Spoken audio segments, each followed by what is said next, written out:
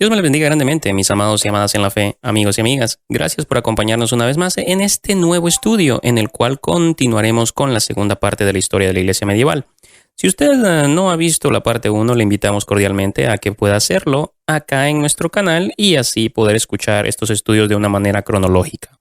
Habiendo hecho esta invitación, empezaremos este segundo estudio hablando de otro acontecimiento muy importante que sucedió en la Edad Media.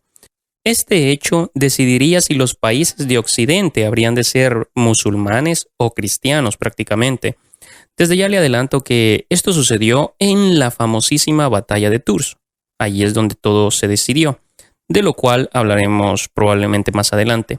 El movimiento al que prestaremos atención primeramente en esta segunda parte es el de la religión y el imperio que Mahoma fundó al principio del sexto siglo y el cual arrebató provincia tras provincia los lugares de los emperadores griegos de Constantinopla, hasta que llegó a su extensión final. Este movimiento trajo a la Iglesia Oriental a un sometimiento que casi cruzaba la línea de la esclavitud prácticamente. Incluso amenazaba con la conquista de Europa y, bueno, solo como dato, hoy en día, según el informe de algunas páginas, es la segunda religión más grande en el mundo, contando con 1.900 millones de fieles. ¿Escuchó bien? 1.900 millones de fieles. La iglesia cristiana hoy por hoy sigue siendo o estando en primer lugar con un aproximado de 2.400 millones de seguidores, según algunos datos. Ahora bien, déjeme aclarar algo que acá en Occidente manejamos muy diferente a como lo ven en Oriente. Y es que en aquellas partes del planeta, al mencionar cristianos, no se hace diferencia entre católico romano, católico ortodoxo, protestante, abrahámico, etcétera, etcétera. Para el mundo oriental, cristiano es todo aquel que cree en Jesús como el Cristo, el Hijo de Dios. Solo hago la aclaración por el número que recién les mencioné. Sumado a esto, permítame darle otro detalle más. La religión musulmana es la que más rápidamente crece en el mundo actualmente. Muchos consideran que no pasarán muchos años más para que llegue a ser la más numerosa a nivel mundial.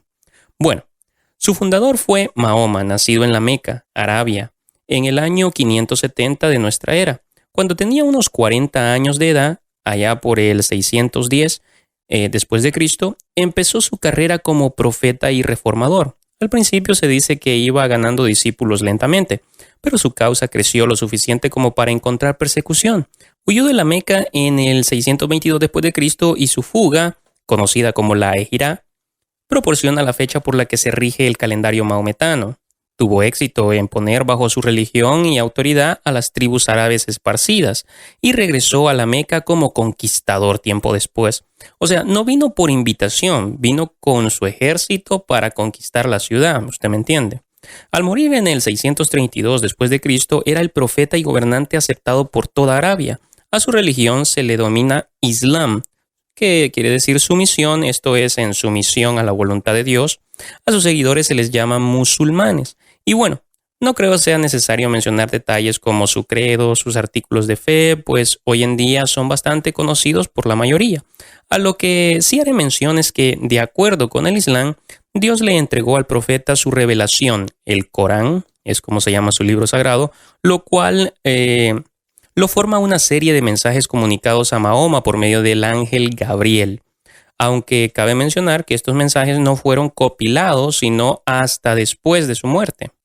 En sus enseñanzas se reconoce que Dios envió profetas inspirados a los hombres. De ellos los más grandes fueron Adán, Moisés, Jesús y bueno, todos los demás profetas. Entre ellos Mahoma es el más grande. Se reconocen los personajes bíblicos, pues para cuando Mahoma vivió ya existía el judaísmo y el cristianismo. Pero como mencioné, entre todos los profetas bíblicos que fueron, pues usted sabe, ¿no? Antes de Mahoma, se reconocen y se adoptan como de él. Entre todos, él es el más grande. Se dice que al principio Mahoma dependía de la influencia moral al predicar su mensaje, pero pronto cambió su método y se hizo un guerrero, conduciendo a sus unidos y feroces árabes de la época a la conquista de los incrédulos. A todo país y tribu presentó únicamente 3 alternativas. Número 1, convertirse al Islam. 2, pagar tributo. O 3, la muerte para todo el que se resistiera. En poco tiempo conquistó junto a su ejército Palestina y Siria, y los lugares santos del cristianismo cayeron bajo el poder del islamismo. Fue conquistando provincia tras provincia del imperio grecorromano. En un corto tiempo, todo lo que quedó fue la ciudad de Constantinopla, de modo que todos los países del cristianismo primitivo se convirtieron en súbditos, donde los cristianos se sometían y su adoración en algunos casos se les permitía, pero bajo algunas restricciones. Hacia el oriente, el imperio de los califas, como se le reconoce, se extendió hasta la India. Hacia el occidente, sus conquistas incluían Egipto, todo el norte de África y la mayor parte de España. Casi todo este enorme imperio se conquistó durante los 100 años después de la muerte de Mahoma. Sin embargo, en Europa occidental, Carlos Martel, Carlos el Martillo, dicen unos, contuvo su progreso del imperio maometano hacia el sur de Francia. Este unió a las tribus que se mantenían enemistadas bajo la dirección de los francos y obtuvo una victoria decisiva en Tours, la famosa batalla de Tours en el año 732 después de Cristo. Le invito a que estudie cómo se llevó a cabo esa batalla tan importante que, de no ser por ella, lo más probable es que desde aquel entonces toda Europa se hubiera convertido en un continente musulmán y el símbolo de la media luna hubiera ocupado el lugar de la cruz. Cabe aclarar que en sus conquistas las fuerzas musulmanas masacraban a muchos cristianos. Se sabe, era una conquista. Bueno, en esta batalla de Tours cayeron muchos de los guerreros musulmanes. Pese a esto, al contrario de ponerse un fin, los enfrentamientos continuarían aún más.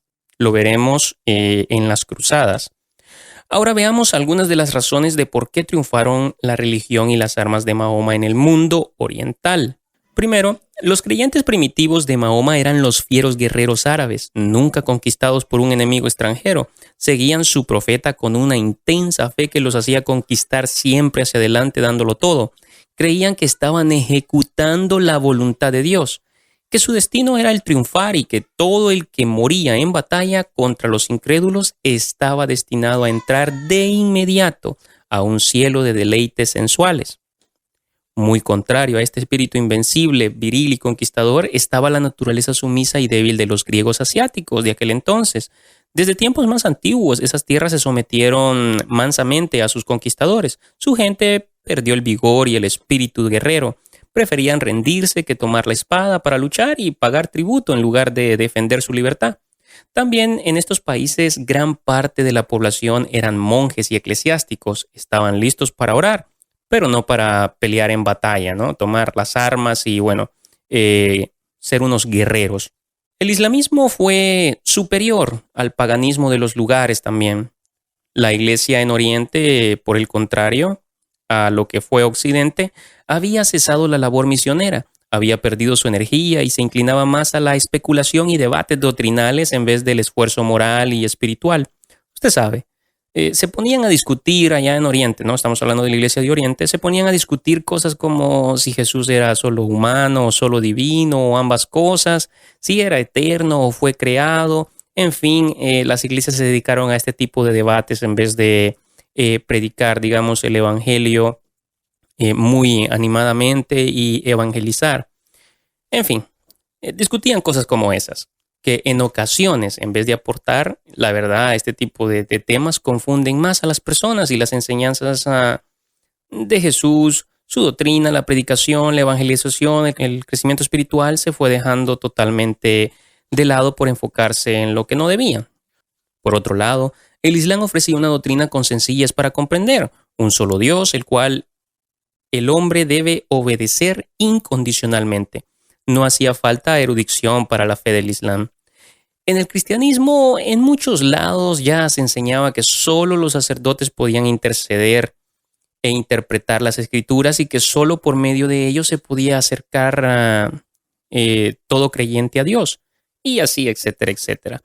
No así del otro lado, donde se enseñaba que todo creyente puede tener una relación con Dios directamente y leer los textos. Otro rasgo muy marcado del Islam era su oposición a la adoración de las imágenes. Por todo el mundo cristiano, en aquellos años, las estatuas de los dioses antiguos de Grecia simplemente habían dado lugar a las imágenes y cuadros de la Virgen María y de los santos. eran adorados en todos los templos. Los musulmanes los lanzaron fuera y destruyeron y denunciaron como idolatría toda adoración de imágenes, ya fuera que estas eran esculpidas o pintadas. El Islam también rechazaba la mediación sacerdotal y de los santos. Como le mencioné, en cambio la Iglesia hacía que la salvación dependiese no de la fe sencilla en Cristo y la obediencia a Él como Señor, sino de ritos sacerdotales e intercesiones de los santos que habían partido ya. El Islam quitó todo eso y su doctrina procuraban llevar directamente las almas a Dios. ¿Sabe? Otra cosa de notar es que la primera sociedad de abstinencia increíble en la historia humana fue la de los nazareos de Israel. ¿Recuerda usted, por ejemplo, a Sansón? ¿Recuerda usted de qué se trataba el voto nazareo? Bueno, podríamos decir que el segundo grupo que se le asemeja en gran escala son los de la religión del Islam. Ahora bien, hay cosas de la historia del Islam que tampoco podemos obviar, como por ejemplo su método de esfuerzo misionero mediante la espada, promoviendo así entre los hombres odio, no amor. Donde quiera que una ciudad resistía su conquista, morían sus hombres, llevaban a las mujeres a los harenes de los victoriosos y educaban a los niños en la fe del Islam. Se sabe que durante muchos siglos los turcos tuvieron la costumbre de tomar miles de niños cristianos, arrebatarlos de sus padres y criarlos en las provincias distantes como musulmanes fanáticos o extremistas, como se le llama hoy. Como le mencioné, esa parte de la historia tampoco la podemos ignorar como si nada. Ya para ir concluyendo con este punto, el concepto musulmán de Dios se basa más bien en el del Antiguo Testamento, más que en el del Nuevo. Al parecer, para la mentalidad árabe, Dios es alguien implacable y terrible, sin amor para la humanidad fuera de los seguidores del profeta Mahoma.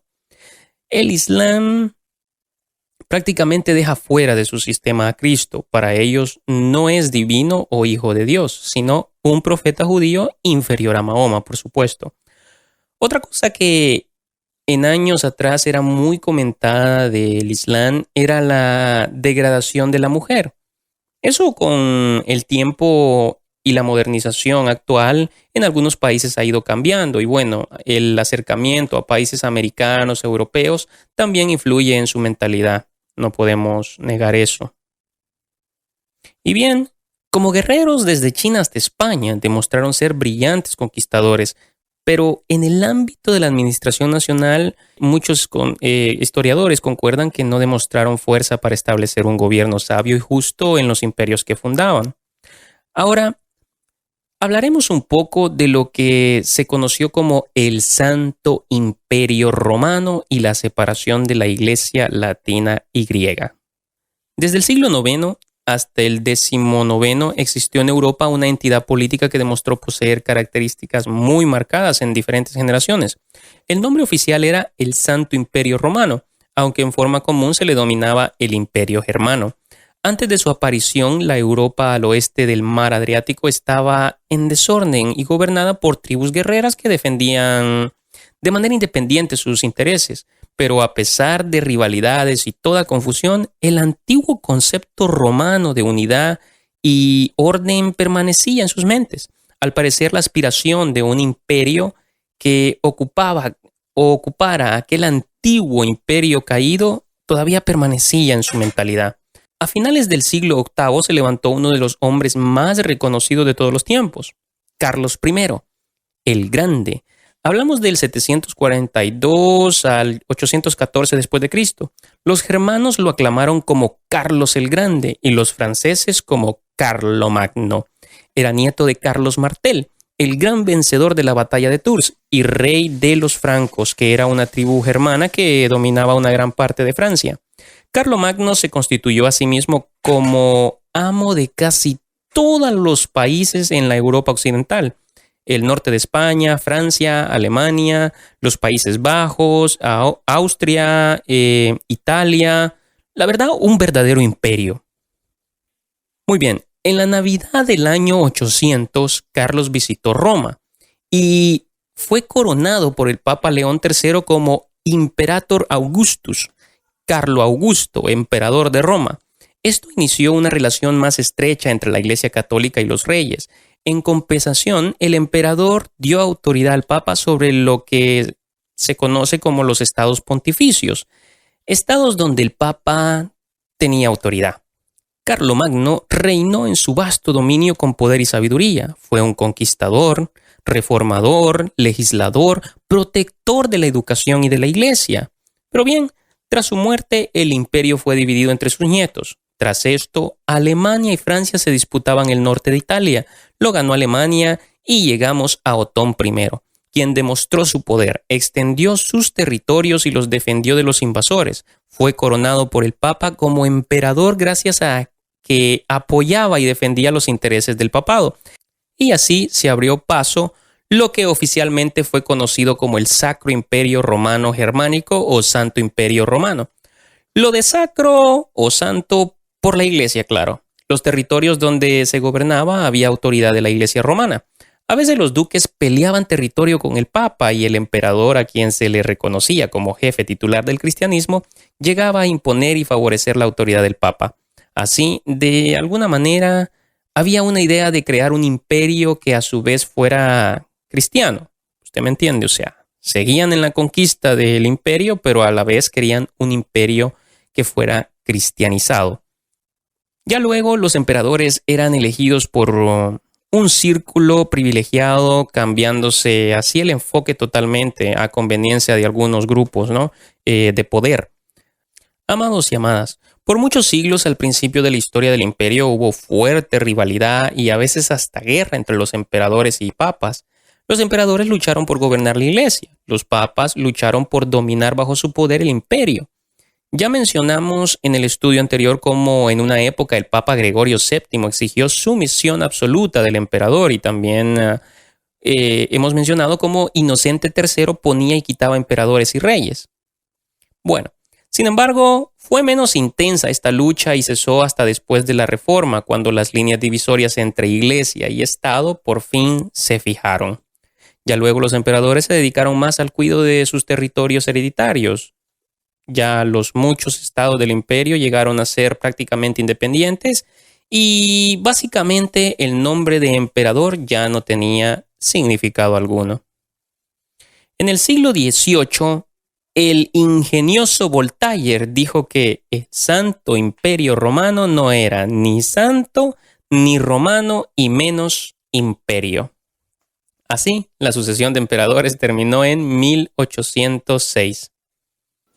Ahora vamos a ver un poco así rápidamente lo de la separación de la Iglesia latina y griega. Esta separación se hizo formalmente en el siglo XI, aunque como ya vimos, en la práctica se llevó a cabo mucho antes. Durante 100 años, la relación normal entre papas y patriarcas se caracterizó por la lucha. Al final, en 1054 después de Cristo, el mensajero del Papa puso en el altar de Santa Sofía, en Constantinopla, el decreto de excomunión y en base a esto, el patriarca, en esa época, expidió su decreto de excomunión a Roma y a todas las iglesias que se sometían al Papa. Desde ese tiempo, las iglesias latina y griega se mantuvieron separadas, no reconociendo la una la existencia de la otra. En este punto, mis amados, piensen esto.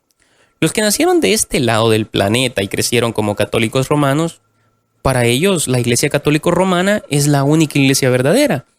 Pero por el contrario, si ellos hubieran nacido de aquella parte del mundo, hubieran crecido con la firme creencia que la Iglesia Católica Ortodoxa es la única verdadera. No lo sé, amados y amadas. ¿Qué opina usted? Una cosa sí es muy cierta. Si usted cree y pertenece a Cristo, no importa si nació allá o aquí. Si su fe está solo en Cristo y sus enseñanzas, usted es de Dios, mi amado y mi amada. Eso sí es una realidad, indiscutible. Ahora, es importante señalar que hoy en día con esto del ecumenismo y eso ya han vuelto estas iglesias a tener acercamientos. Y sabe, lo que condujo a la causa de su separación para nosotros hoy en día realmente nos parecería casi trivial, pero en aquel entonces fueron temas de violentas controversias y a veces crueles persecuciones. Doctrinalmente, la principal diferencia estaba en la doctrina conocida como la procedencia del Espíritu Santo. Los de la iglesia latina o romana repetían: el Espíritu Santo procede del Padre y del Hijo, filioque en latín. Los griegos decían que procedía del Padre, dejando de lado la palabra filioque. Sobre esta sola palabra, mis amados y amadas, se realizaron muchísimos debates, se escribieron un sinfín de libros y aún se derramó sangre en amarga lucha. A ver, ¿qué más? En las ceremonias de la iglesia, diferentes usos llegaron a ser costumbre en Oriente y en Occidente, y estas diferentes costumbres se hicieron leyes dentro de ellas. En la iglesia occidental se prohibió el matrimonio de los sacerdotes, pero no así en la iglesia oriental. Actualmente, en toda iglesia griega, cada sacerdote de pueblo, que bueno, estos llevan el título de papa, pero sería el equivalente a padre, como lo llaman entre los católicos romanos, ¿no? Al sacerdote. En Oriente, mis amados, estos deben de ser casados. En las iglesias occidentales, usted sabe, hablamos de este lado, ¿no? Bueno, si usted me escucha, ¿no? En lugares latinos, por ejemplo, la adoración de imágenes se ha puesto en práctica durante 1000 años. En las iglesias griegas uno no ve estatuas, sino solo cuadros. Vale aclarar que estos cuadros los usan algo así como un hermoso y reverente recuerdo y no como algo a lo que se le deba adorar o rendir suprema reverencia. Y así hay otras diferencias que hoy en día usted con facilidad, gracias a la tecnología, puede averiguar. Una cosa es cierta, si usted nació de este lado, lo más seguro es que usted haya sido o es católico romano. Pero los que nacieron de aquel lado, la mayoría son ortodoxos. Con todo respeto le hago una pregunta. Si estas religiones eran una sola hace 1000 años y se dividieron en dos, ¿cómo sabe usted que se fue del lado correcto? Acá los de Occidente dirán que ellos, pero allá los de Oriente dirán que ellos están en lo correcto. Pero la verdad es que aquel que está en Cristo, una nueva criatura es, dice la palabra. Y ahora sí, aunque se me ofenda, tengo que decirlo, Cristo no es religión. Él es el Hijo de Dios, Señor de toda la creación y el universo. Bueno, para finalizar, la verdad es que principalmente la razón de la separación de estas iglesias, latina y griega, fue las continuas reclamaciones de Roma de ser iglesia dominante y su papa proclamándose obispo universal, o sea, líder sobre todas las iglesias en el mundo. También que cuando Carlomagno estableció el inicio del Santo Imperio Romano, lo hizo de una manera separada de los emperadores de Constantinopla, ¿no? De aquella parte del mundo. Y pues un estado independiente, una iglesia independiente, usted me entiende. Bueno, en Roma la iglesia dominó poco a poco el estado, mientras que en Constantinopla la iglesia estaba sumisa al estado, de manera que era inevitable la separación, ya que tenían conceptos muy opuestos y separados. Mis amados y amadas, amigos y amigas, hasta acá con este segundo estudio de la iglesia medieval. Los espero en el próximo, donde estaremos hablando diferentes temas como por ejemplo las cruzadas. Dios me les bendiga grandemente.